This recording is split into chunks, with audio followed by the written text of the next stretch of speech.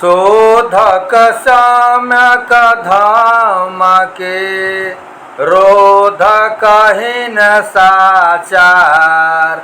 नमो तथागत ज्ञानमय करुणा के अवतार, करुणा के अवतार। जो सही धर्म को खोजने वाले हैं, जो हिंसाचार को रोकने वाले हैं, जो ज्ञान से संपन्न हैं तथा जो दया के अवतार हैं, उन तथागत को नमस्कार है। अंतिम ज्ञान गहब संसारु खोजत ताहि मिलत छारु। करि समय का संकल्प कठोरा कीन पयान राजगिरी की ओरा। या तो मैं इस संसार में अंतिम ज्ञान प्राप्त करूंगा, नहीं तो उसकी खोज करते हुए इसी धूल में मिल जाऊंगा। अपने मन में भली भांति दृढ़ संकल्प करके राजकुमार सिद्धार्थ ने राजगृह की ओर प्रस्थान किया। तारत तरत नादि नदर तारन लांघी चले बन शैल पठारन। बिनु पद त्राना चरण जल जातु दासति पंथ वनति तृण पातु। छोटी बड़ी नदियों और नालों को पार कराते कराते वे वन पर्वत और मैदानों को लांघते हुए आगे बढ़े। उनके कमल के समान कोमल चरण बिना जूते के ही थे, अतः पृथ्वी उनके मार्ग पर घास पात बिछाती जाती थी। कुशकटक मुख लेनि दुराई कांकर लचहि लुकारी कुराई। हर्ष विषाद उभय उर बाढ़े मुग्ध मृगी मृग देखहि ठाढ़े। उन्हें नंगे पांव आते देखकर कुश और कांटे अपना मुख छिपा लेते थे कि कहीं उनके पैरों में चुभ न जाएं। इसी प्रकार कठोर कंकड़ कुछ नरम हो जाते थे और मार्ग में पड़ने वाले गड्ढे इधर उधर दुबक जाते थे। वन मार्ग से जाते समय मृग और मृगी मुग्ध भाव से खड़े होकर उन्हें देखने लगते थे। उनके हृदय में हर्ष और विषाद के भाव एक साथ ही बढ़ जाते थे। रंगत संगहि सोधि सोने दीन नयन महि विधि दोने। संकहि न वांछित बोध समारी चकहि निहारी नगर नर नारी। वे सोचने लगते थे कि विधाता ने अच्छी तरह खोजकर रंग तो हमें भी सुनहला ही दिया है, लेकिन आंखें हम लोगों को उतनी अच्छी नहीं दी है जितनी अच्छी उसे दी है। किसी नगर के बीच से जाते समय वहाँ की स्त्री पुरुष उनके रूप लावण्य को देखकर चकित हो जाते थे। उन्हें देखकर अपने आप को भूल जाते थे। देखी देखी मुख चंद सब पावहि बड़ चित चैन। मारी न पावहि पलक पट तारी न पावहि नयन तथागत बुद्ध नमामि। उनके मुख चंद्र को देख देखकर सबको चित्त में बड़ी शांति मिलती थी। वे न तो पलक मार पाते थे और न आंखें ही हटा पाते थे। लखी मुख मांजो परम सुख लाई जे देखहि ते देखत रही। बैठी रही जे आलस बाढ़े ते लखी होई तुरंत ही ठाढ़े। उनके सुंदर मुख को देखकर सबको अत्यंत सुख प्राप्त होता था। जो देखते थे वे देखते ही रह जाते थे। जो लोग आलस्य की अधिकता से बैठे होते थे वे उन्हें देखकर शीघ्र ही खड़े हो जाते थे। जे जन ठाढ़ रही बढ़ियागे करहि प्रणाम उमगी अनुरागे। चलत बटोही ठिठकी निज ठामो माथ नवाई करहि प्रणामो। जो लोग पहले से ही खड़े होते थे वे आगे बढ़कर उमंगित होकर प्रेम भाव से प्रणाम करते थे। चलते हुए बटोही उन्हें देखकर अपने स्थान पर ठिठक कर सिर झुकाकर उन्हें नमस्कार करते थे। जहीं जहाँ भी छाटन काजू देखी पुलकी जनु पायहि राजू। करहि गमन जब गामन बीचा घेरी रही नर नारी नगीचा। जहाँ कहीं वे भिक्षा मांगने जाते थे लोग इस प्रकार प्रसन्न होकर भिक्षा देते थे मानो उन्हें राज्य मिल गया हो। तब वे गांव के बीच से होकर गुजरते थे तो वहाँ के स्त्री पुरुष पास आकर उन्हें घेर लेते थे। देखहि दाऊ न लेखहि बाऊ करहि प्रणाम परहि बढ़ी पाऊ। करुण स्वरूप तरुण भय देखी द्रवित भई नव नारी बिसेखी। बोलिए का भयउ भव जोगी हो यही कवन मदन सुख भोगी। वे लोग न दाएं देखते थे और न बाएं, सब आगे बढ़कर उनके पैरों पर गिरकर उन्हें प्रणाम करते थे। उनका करुण स्वरूप और तरुण उम्र देखकर नवजुती स्त्रियां विशेष रूप से द्रवित हो उठीं। उनमें से एक कहने लगी, जब स्वयं कामदेव ही इस प्रकार विरागी हो गया है तो अब काम सुख कौन भोगेगा। करे सतत बनवास सो पर न कुटीर बनाई। बादी बने भावन भवन राजमहल सुखदाई। तथागत बुद्ध नमामि।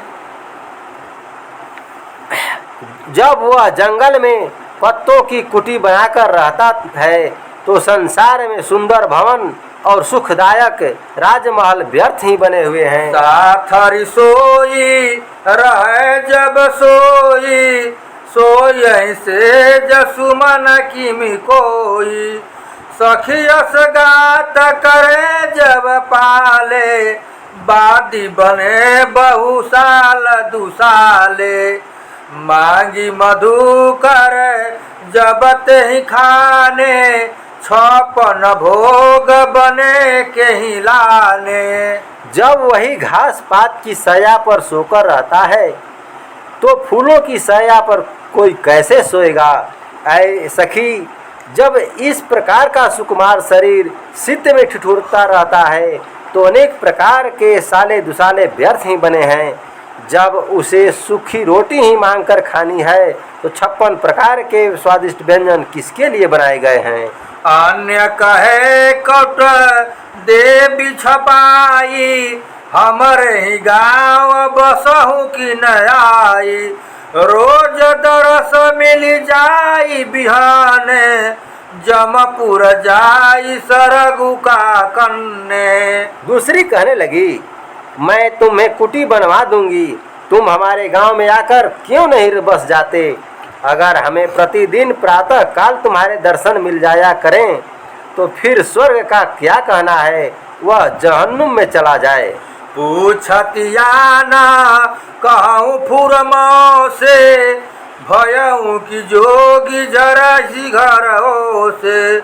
जाहू बहुरी कछुआ बहु नहानी बादी सुहारी न करहूँ जवानी। यही विधि चरता करत निशिबासु अबीत गए पथ पूरा ही मासु। दूसरी कहने लगी, मुझसे सच सच बताओ, क्या अपनी घर वाली से झगड़ा करके जोगी बन गए हो। यदि ऐसा है तो तुम अब भी घर वापस चले जाओ, अपनी जवानी को व्यर्थ मत नष्ट करो। इस प्रकार चलते हुए और बीच बीच में रैन बसेरा करते हुए पूरा 1 महीना व्यतीत हो गया।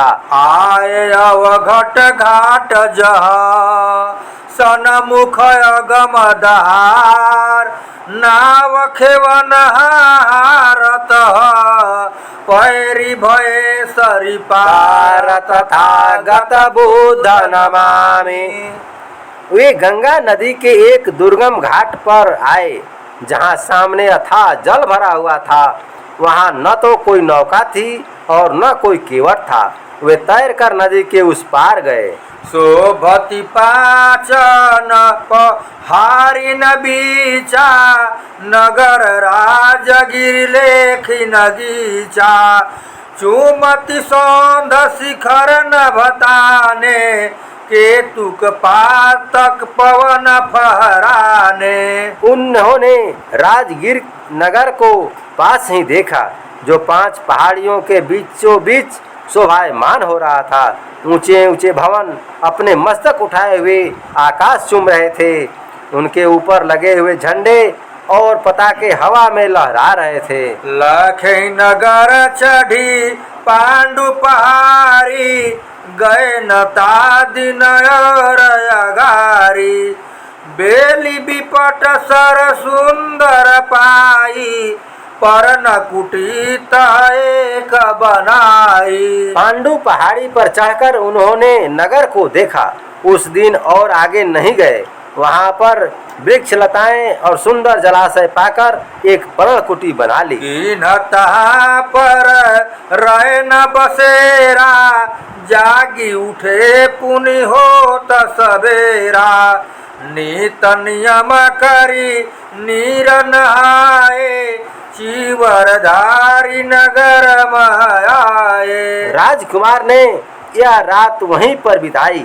प्रातः काल होने पर जाग उठे, नित्य क्रिया से निवृत्त होकर स्नान किया और चीवर धारण करके नगर में आए। सुंदर सौंधा जमी जनुजा में दमक स्वर्ण शिखर नभथा में जाहि न तुंगा शिखर टकराई रवि शशिरा चलहि बरकाई। नगर के भव्य भवन मानो पृथ्वी पर उगे हुए थे। वे अपने स्वर्ण शिखरों पर आकाश को संभाले हुए दमक रहे थे। कहीं उनके ऊंचे शिखरों से टकरा न जाएं, इसी डर से सूरज और चांद उन्हें बचाकर अपनी राह पर चलते थे। दूर ही ते लखी हो ही सचेतु केतुक पातक उड़ही हेतु चित्र रुचिर गृह भीति निकाढ़े लांग जो जियत जनु ठाढ़े। उन ऊंचे भवनों के ऊपर ध्वजाएं और पताकाएं इसीलिए फहराते थे जिससे चांद, सूरज और तारे उन्हें दूर से ही देखकर सचेत हो जाएं और टकराने से बचें। उनकी दीवालों पर सुंदर चित्र चित्रित थे जो देखने पर सजीव लगते थे। चिकन पांथा मुकुर की नाई झलक तिरा चलत पर छाई रथ गजबाजी विपुल पदचारी लागी रहे पथ भीर करारी। नगर के मार्ग दर्पण की तरह स्वच्छ और चिकने थे। उन पर चलते समय लोगों के प्रतिबिंब दिखाई देते थे। उन मार्गों पर बहुत से हाथी, घोड़े, रथ और पैदल चलते रहते थे। हर समय भयंकर भीड़ लगी रहती थी। विशद विमंडित राजपथ दूनहु ओर बाजार बिकट बिकहि सतत विक्रय सभा गाहक भीर अपार तथागत बुद्ध नमामि। विस्तीर्ण राजमार्ग के दोनों ओर सजे हुए बाजार थे जहां हमेशा सब प्रकार के सौदे बिकते रहते थे और ग्राहकों की अपार भीड़ लगी रहती थी। भूषण रत्न खचित मन भाए जो हत अंग अंग ललचाए चित्र विचित्र बसन अंबारू देखी परहि विक्रय बाजारू। आभूषणों की दुकानों में रत्नों से जड़े हुए सुंदर गहनों को देखकर उन्हें पहनने के लिए अंग यंग ललचाने लगते थे। वस्त्रों की दुकानों में रंग बिरंगे कपड़ों के अंबार लगे हुए दिखाई देते थे। जागी उठे रुचि हेरी मिठाई ले सुबुध बिन भूख ही खाई। कंदक मूल मधुर फल फूला गाहक ले स्वरुचि अनुकूला। मिठाई की दुकानों में तरह तरह की मिठाइयाँ देखकर खाने के लोभी बिना भूख के भी खा लेते थे। फूलों की दुकानों में मीठे कंदमूल और फल फूल सजे हुए थे। ग्राहक लोग अपनी अपनी रुचि के अनुसार सौदा लेते थे। जिनके पास दरब मन चाहा सकहीं खरीदी न तेजन का। जिनके हाथ जथा कछु नाही देखी देखी पनते ललचाहे। जिनके पास पर्याप्त द्रव्य था वे लोग क्या नहीं खरीद सकते थे, पर जिनके हाथ में कोई पूंजी नहीं थी वे सौदा देख देख कर ललचा रहे थे। इत उत बागी नगर महागे जाई करन भी छाट न लागे। विचरत राज पुरुषत है कु लखे सिरूप गुणशील समय कु। नगर में इधर उधर घूमकर राजकुमार सिद्धार्थ कुछ आगे जाकर भिक्षाटन करने लगे। वहीं पर उस समय एक राज कर्मचारी विचरण कर रहा था। उसने रूप गुण और शील से संपन्न कुमार को देखा।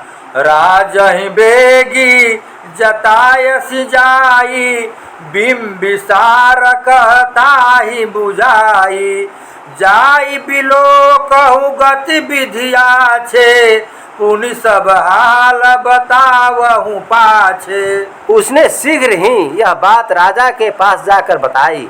तब बिंबिसार ने उसे समझाते हुए कहा, तुम जाओ और उसकी गतिविधियों की ठीक से देखो, फिर बाद में आकर पूरा हाल बताना। लौटी गए पुनि गुप्तचर राजहि शीस नवाई। एक पहर के भीतर ही बहुरी बताय सियाई तथागत बुध नमामि। राजा को सिर नवाकर वह गुप्तचर फिर वापस लौट आया।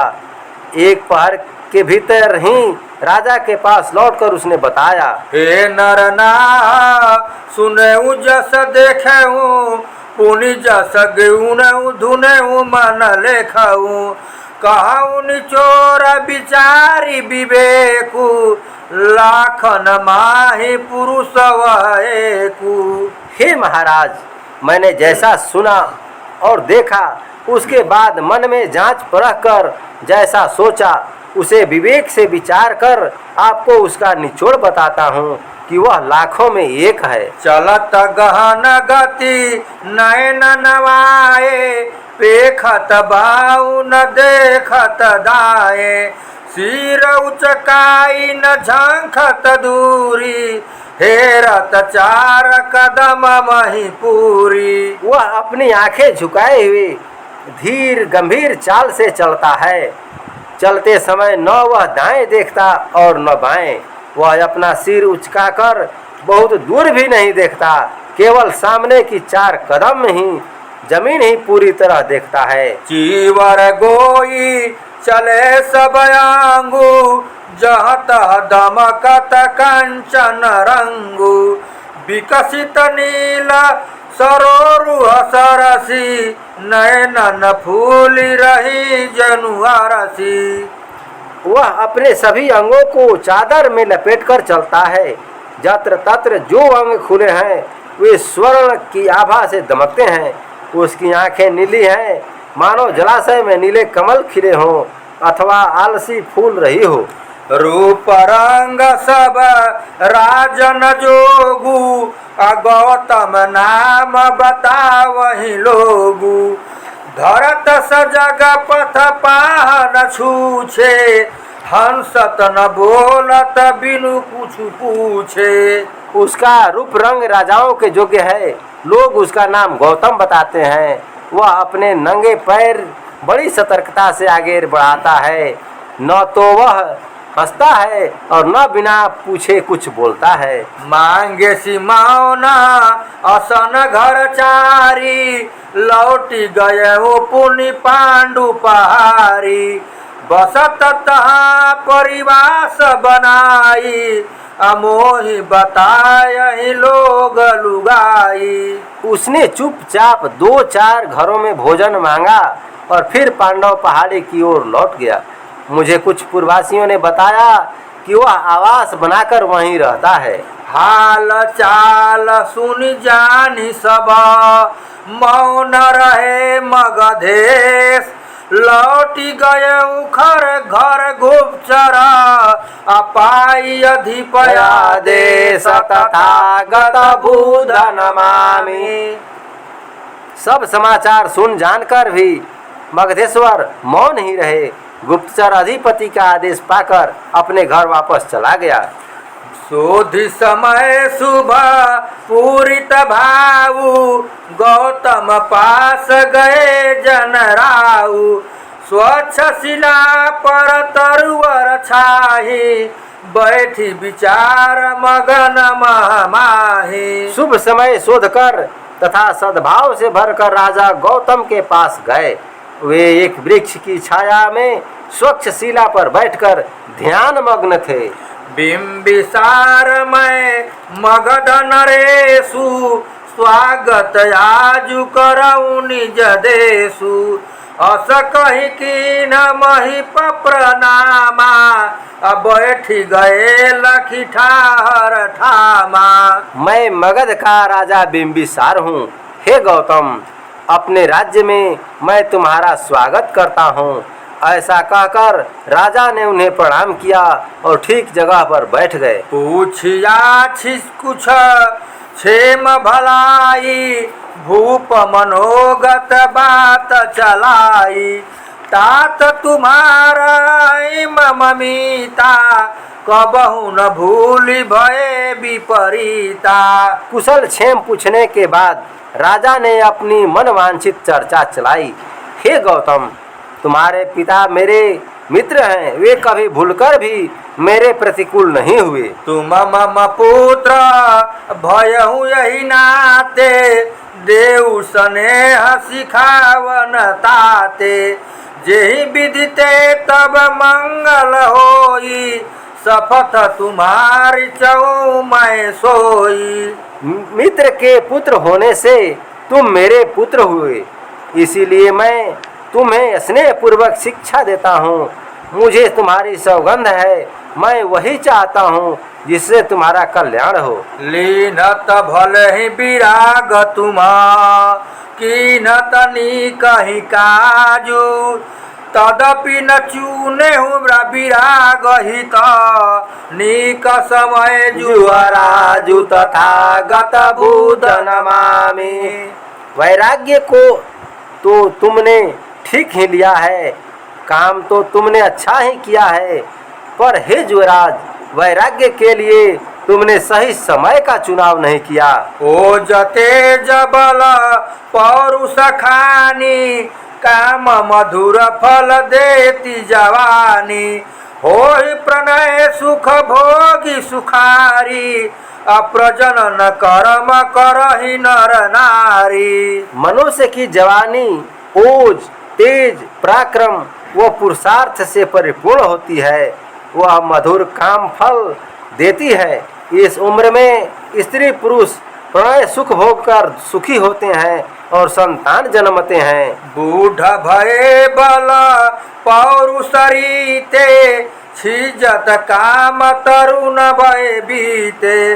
बछ विराग यश भली सोई, आसु धर्म फलदायक होई। वृद्ध होने पर मनुष्य बल पुरुषार्थ से रिक्त हो जाता है। युवावस्था व्यतीत हो जाने पर मनुष्य की काम वासना क्षीण हो जाती है। हे पुत्र, वैराग्य के लिए वही अच्छी उम्र होती है, क्योंकि वह शीघ्र ही धर्म फल देने वाली होती है। जो कछुरार भई घर माही, तो असर उठ गए हित नाही। जो पितु मातु कटुक कछु भाखा, छारहु क्षोभन मानहु माखा। अगर घर में जुरानी से कुछ कलह हो गया है तो इस प्रकार उससे रूठ जाने में कोई लाभ नहीं है। अगर माता पिता ने कोई कड़वी बात कह दी है तो उसका बुरा मत मानो और क्षोभ छोड़ दो। काजू कठिन कछु बनहि न साही, गुरु पितु मातु बकहि सिरिहाही। ससई सहर्ष रहे मुखताए, बिगड़हु बात बने गम खाए। कुछ ऐसे कठिन काम होते हैं जो कभी बनते हैं तो कभी बिगड़ भी जाते हैं। उनके लिए माता पिता और गुरु क्रोध में आकर कुछ बक जाते हैं। उनकी बात सहर्ष सहन कर लेनी चाहिए, मुंह बंद रखना चाहिए। इस प्रकार गम खाने से बिगड़ी हुई बात भी बन जाती है। नी कहीं सोची विचारी अब, करहु जथारथ काजू। जाहु बहुरी निजुगे मग, बेगी संभारहु राजू तथागत बुध नमामि। भली प्रकार से सोच विचार कर अब तुम सही कार्य करो। अपने घर लौट जाओ और राजपाट संभालो। जो घर जाब न भावई बेटा, तबहु न भीख भरहु निज पेटा। करहु न छत्री न कै हठि हेठू, मानहु बात बिहाई अनेठी। हे पुत्र, अगर तुम्हें घर जाना अच्छा न लगे तब भी भीखा मांगकर अपना पेट मत भरो। हठ करके क्षत्रियों की मान हानि मत करो।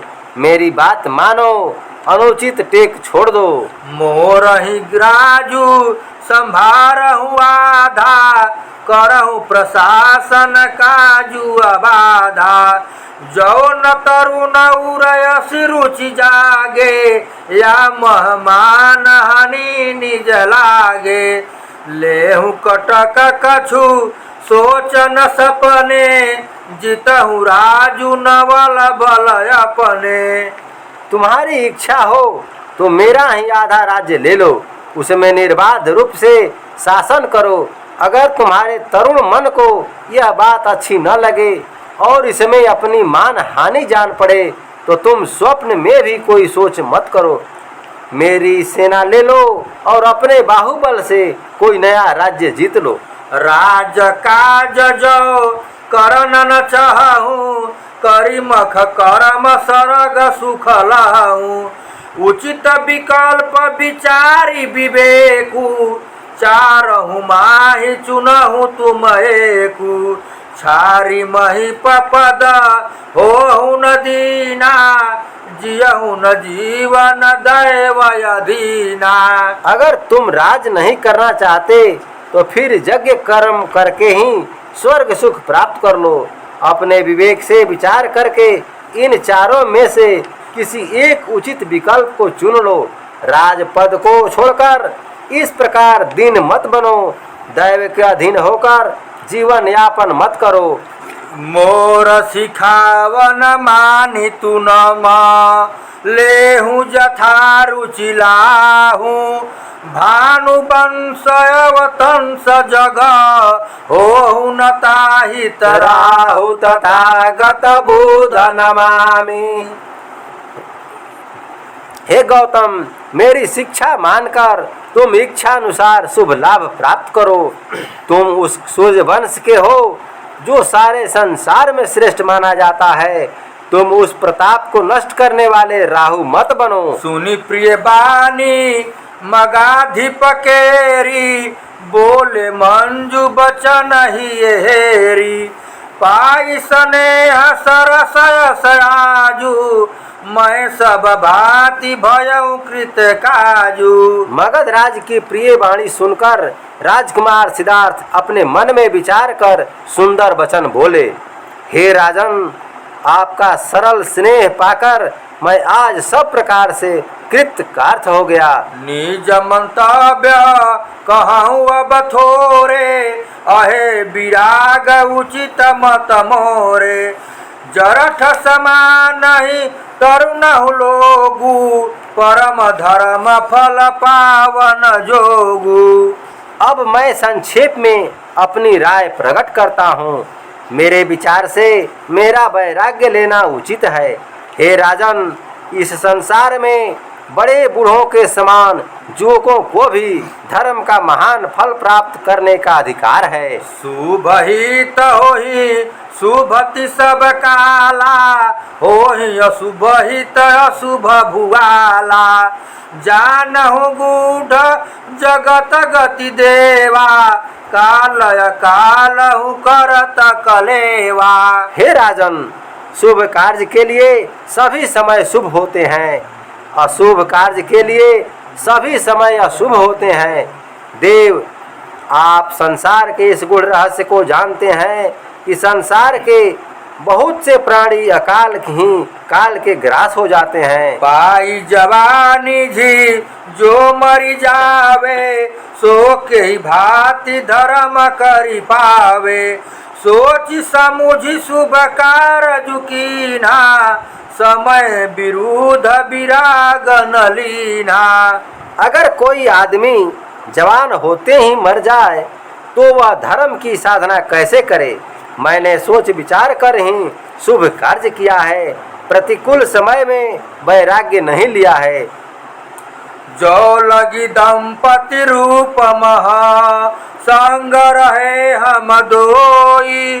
तो लगी शील स्नेह रत, रार की नसी कोई तथागत बुध नमामि। जब तक हम दोनों पति पत्नी के रूप में एक दूसरे के साथ रहे, तब तक स्नेह और शील से सिक्त रहे। हम दोनों में से किसी ने कभी कोई कलह नहीं किया। गुरु पितु मातु सतत अनुकूला, कीन्हे न भूली बचन प्रतिकूला। सब सुख जानिय नितय सारू, निज रुचि राखी तजऊ घर बारू। माता पिता और गुरु सदैव ही मुझ पर प्रसन्न रहते हैं। उन्होंने कभी भूलकर भी मेरे विरुद्ध कोई बात नहीं कही। सब प्रकार के सांसारिक सुखों को नश्वर और सारहीन समझकर मैंने अपनी इच्छा से ही घर बार छोड़ दिया है। गुनी धुनी जाची परखी पता छे, धरी पद अग्र धरऊ किमि पाछे। तहत जिरा जइते अपनाऊं, असी जड़ बुद्धि जगत कह पाऊं। मैंने भली भांति सोच समझकर मार्ग को जांच परख कर ही पांव आगे बढ़ाया है। अब उसे पीछे कैसे रख सकता हूँ? वहाँ पर मिलाया राज्य छोड़कर यहाँ आपसे दिया हुआ राज्य स्वीकार कर लूँ तो फिर मुझसे बड़ा मूर्ख इस संसार में कहाँ मिलेगा। संतति शांति चाहूं सुखदाई, कटक बटोरी की कर बलराई। करी मख कर्म विहित पशु घातु, चहन मोहि सरग सुख तातु। मैं तो सदा ही सुखद शांति का अभिलाषी हूँ, तो क्या अब सेना सजाकर युद्ध को हो जाऊं? हे तात, पशुवध के विधान से युक्त यज्ञ कर्म कर, मुझे स्वर्ग सुख की इच्छा नहीं है। स्वर्गत दूरी मिले घर मोरे, तदपन सो सुख भोगब मोरे। गही संन्यास तजहि घर बारू, तीन कर गे सकल संसारू। स्वर्ग तो दूर है, अगर पशु वध करके घर बैठे हुए ही मुझे स्वर्ग का सुख मिल जाए तब भी मैं उसे भोगने के लिए तैयार नहीं हूँ। जो लोग बीत राग होकर घर बार छोड़ देते हैं, सारा संसार ही उनका घर बार हो जाता है। थोरहु पाई मनाई मना, कहीं बहुत संतोष। तिनक भी छाट न करत, होई न कवनहु दोष। तथागत बुध नमामि। वे थोड़ा पाने पर भी अपने मन को मनाकर बहुत संतोष कर लेते हैं। उन्हें भीखा मांगने में कोई दोष नहीं होता। जे जन में कुल छाप लगाई, राखहि वंश प्रथा गरुलाई। बहुजन बनहि बने उते माटी आ बांधी सके कि कुल परिपाटी। जो अपने कुल की छाप लगाकर पैदा हुए हों वे लोग अपनी वंश प्रथा को गले लगाए रहें। मैं तो उसी मिट्टी से बना हूँ जिससे संसार के अधिकांश लोग बने हैं। मुझे कोई कुल परंपरा बांध कर कैसे रख सकती है। काटे राग जनित भव फंदा परम स्वतंत्र भयउ स्वच्छंदा। मैं नयधीन तुम ही मही पालू नख सिख बद्ध जगत जंजालू। मैंने आसक्ति से उत्पन्न काम के फंदे को काट डाला है, इसीलिए मैं पूर्ण स्वतंत्र और निर्बंध हो गया हूँ। हे राजन, अधीन मैं नहीं बल्कि तुम स्वयं हो, क्योंकि तुम सिर से पांव तक सांसारिक जंजाल में बंधे हुए हो। मन संतोष परम धन मोरे खटकई भाव भाव न भोरे। मैं नहीं रंकाऊ तुम राऊ जाहि निरंतर खलतऊ भाऊ। मेरे मन में संतोष रूपी महाधन परिपूर्ण है। मुझे भूलकर भी किसी वस्तु के होने या न होने की बात नहीं खटकती। हे राजन, अकिंचन मैं नहीं बल्कि तुम स्वयं हो, जिसे सदैव ही कोई न कोई कमी खलती रहती है। लागी आगी घर बाँचे भागी उनकी मिजाई जरे उते आगी। जस तस काटिनी वारे फांसी उनकी मि फांदर गर फांसी। सांसारिक सुख भोग दुख की आग में जलते हुए घर के समान हैं। उस जलते हुए घर से भागकर मैंने अपने आप को बचा लिया है। अब दोबारा उसी घर में जाकर उसी आग में कैसे जल जाऊं। सांसारिक सुख भोग गले के फंदे के समान हैं। जैसे तैसे करके मैंने उस फंदे को काटकर अपने गले की फांसी हटाई है। अब दोबारा उसी फंदे को मैं अपने गले में कैसे फंसा लूं। मैं नहीं सोचन जोगु जगा सोच करहि सब कोई। जो पथली न बराई मैं मोहित उत्तम सोई तथागत बुद्ध नमामि। इस संसार में मेरी स्थिति सोचनीय नहीं है। मेरे लिए सब लोग व्यर्थ ही सोच कर रहे हैं। मैंने अपने लिए जिस मार्ग का चुनाव कर लिया है वही उत्तम है। जन्म जरा दुख दारुण रोगु मर्दित मीज विकल सब लोगु। तापर भेद भाव के भूता ऊंच नीच बहु छूत अछूता। इस संसार में जन्म भी दुख है, बुढ़ापा भी दुख है और भयंकर रोग भी दुखदाई है। मृत्यु के द्वारा मर्दित किए जाकर भी लोग व्याकुल होते हैं। यही नहीं, लोगों के सिर पर भेदभाव के अनेक भूत भी सवार हैं। वे ऊंच नीच और छूत अछूत में बटे हुए हैं। बहुजन वर्ग निपट धनहीना असन बसन बिनु दुर्बल दीना। धन मत मत बनिक धनवंतु सोपन करहि सचिव सामंतु। समाज का बहुसंख्यक वर्ग बिल्कुल कंगाल है। वस्त्र और भोजन के बिना वह बहुत ही दीनहीन है।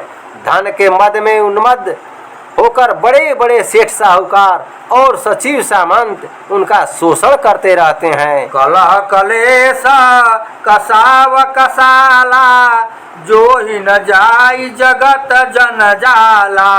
धर्म बने उमख हिंसन करमु सो सब देखी द्रवित मम मरमु। इस संसार में बड़ा कलह है, बड़ा कष्ट है, बड़ा तनाव है, बड़ा त्रास है। संसार के दुखों का जंजाल मुझसे देखा नहीं जाता। यज्ञ में हिंसा कर्म को ही धर्म माना जाता है। सब कुछ देखकर मेरा अंतःकरण दया से द्रवित हो उठा है। लही बर बोधा करब जगत्राना, करत प्रयास तजब तनु प्राणा, करहि न तात प्रगति मत पथरोधु, देहि आशीष मिले बर बोधु। मैं श्रेष्ठ ज्ञान प्राप्त करके संसार की रक्षा करूंगा, नहीं तो प्रयास करते करते प्राण त्याग दूंगा। हे तात, आप प्रगति के मार्ग में रुकावट न पैदा करें, मुझे आशीर्वाद दें कि मैं श्रेष्ठ ज्ञान प्राप्त करूं। निज संकल्पना छा रहिलेसु, जानी गए जिये जोगी जनेसु, जो तुम हर न चाहूं भवदाहु, लेहूं आशीष लाहूं शुभ लाहू। अपने मन में विचार करके राजा यह जान गए कि वह अपने संकल्प से जरा भी विचलित न होगा। अतः वे कहने लगे, हे पुत्र, अगर तुम संसार का संताप हरण करना चाहते हो तो मेरा आशीर्वाद है कि तुम शुभ लाभ प्राप्त करो। पाई प्रबोध प्रकाश हूँ लोकु, पुनीत आई हरे हूँ मम शोकु, चलन चाहूँ अब अनुमति दे हूँ, माथ नवाई गए निज गेहूँ। उत्तम ज्ञान प्राप्त करके उसके प्रकाश से संसार को प्रकाशित करना, फिर यहाँ आकर मेरा शोक भी दूर करना। अब मैं चलना चाहता हूँ, मुझे जाने की अनुमति दो। इतना कहकर महाराज बिंबिसार उन्हें प्रणाम करके अपने आवास को चले गए। गेह गए जनराई रही मन भाई अनंतन, छटाल बेली आई गई सूची सांझ तबे बन, जीव सबे सरती रसकेली, घेरी रहे करनी करी को, हरनी हरि संग करे हठ खेली, दूर ही ते महके बिरई, चिरई चहके बहके बनबेली। राजा घर चले गए तो राजकुमार ने अपने चारों ओर फैली हुई वन प्रदेश की अनुपम शोभा देखी, जो उनके मन को बहुत अच्छी लगी। उसी समय सभी वन जीवों को जलाशय के किनारे एकत्र करती हुई संध्या सुंदरी भी आ गई। हथनी हाथी को घेरे हुए थी, हरिणी हरिण के साथ क्रीड़ा कर रही थी, दूर से जंगली जड़ी बूटियां महक रही थीं, चिड़िया चहक रही थीं और जंगल की लताएं हवा के वेग से इधर उधर लहरा रही थी। स्वच्छ सरोवर नीर पुनि, हरित भरित तरु तीर, सौरभ मित्र के बास पर, भई मित्रन के भीर तथागत बुधन मामे। तालाब के किनारे हरे भरे वृक्ष थे, उसका पानी बहुत स्वच्छ था। सर्व मित्र के सुंदर आवास पर मित्रों की भीड़